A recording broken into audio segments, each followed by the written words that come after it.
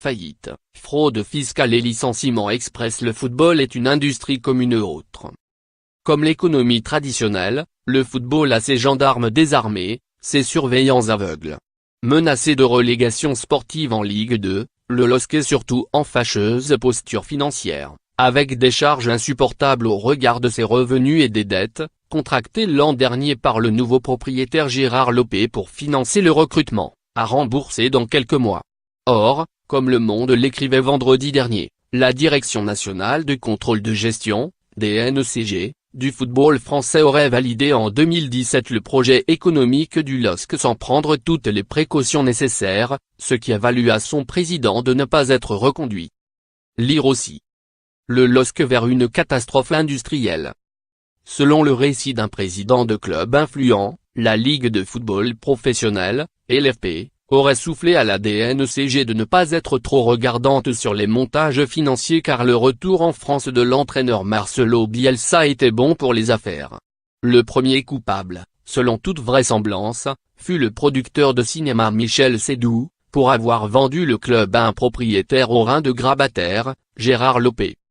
Le montage du rachat est aussi transparent que les comptes d'en rond. Pour trouver la véritable société propriétaire du LOSC, il faut remonter aux îles Vierges, un paradis fiscal. Pour avoir de véritables informations sur la santé du LOSC, cette année, rien ne sert de pointer aux conférences de presse du domaine de Luchin.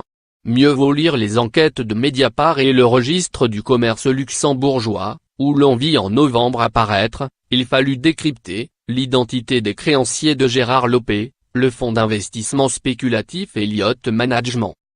Les deux interviews les plus significatives sur les projets du LOSC n'ont pas été données par un joueur, un entraîneur ni même un agent.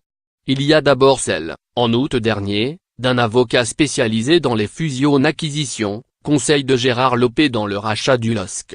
Question du magazine Décideur. Une transaction dans le milieu du sport est-elle comparable avec celle concernant deux entreprises classiques? Réponse de Barthélémy Courteau. Techniquement oui, dans la mesure où l'acquisition concernait une SAS. Si le secteur fait l'objet d'une réglementation particulière, il n'y a pas de changement significatif. Plus loin, l'expert explique qu'il a fallu expliquer à la DNCG les mécanismes de financement modernes issus du private equity et l'ingénierie financière utilisée pour racheter le club. Ensuite celle il y a 10 jours de Jean-Marc Michelet, nouveau patron de la DNCG, démontant le projet d'un tacle les deux pieds en avant. Ce que nous attendons, ce sont des vrais investissements en fonds propres et pas des financements avec des schémas de remboursement différés importants. Ce type de schéma peut fonctionner dans d'autres secteurs économiques, mais est beaucoup plus délicat à appliquer dans le football à cause de l'incertitude des résultats sportifs. Foutue incertitude du sport. Tout est mis en œuvre pour lui faire la peau, mais parfois, elle continue de mettre en l'air les plus beaux des PowerPoint, avec promesse de plus-value à la revente et courbe de croissance des revenus match day.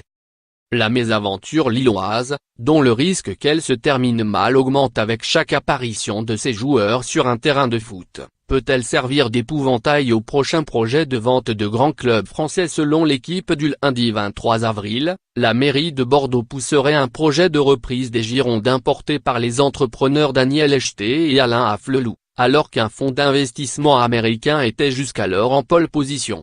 Son projet de reprise était financé essentiellement par la dette. La DNCG a désormais le pouvoir d'éplucher les projets de reprise de sociétés sportives, depuis une loi du 1er mars 2017 qui permet aussi de rémunérer partiellement les joueurs en droit à l'image. Cette loi permet aux clubs de payer moins de cotisations sur les salaires de leurs vedettes. Elle est l'aboutissement d'un important travail de lobbying du milieu du football français. Rappelez-vous, le football est une industrie comme une autre.